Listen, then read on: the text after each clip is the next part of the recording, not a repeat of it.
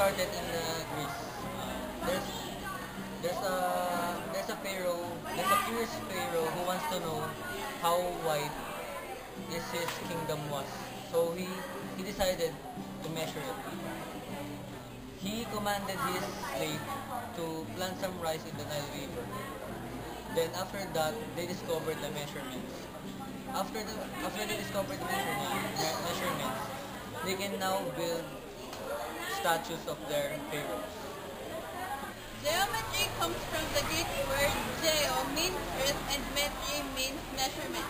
Therefore, geometry means earth measurement. Why is geometry very important in your life?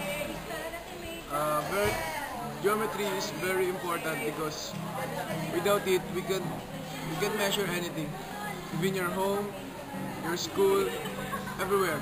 Okay. Why geometry is important in your life?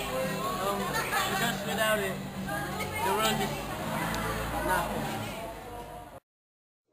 Cody Simpson, yeah. Shout that, who that, you think always missing you. Can I get another kissing you? I don't cry, okay, I shed a tear or two on the grind, but girl, ain't no forgetting you, cause Every minute, every second, every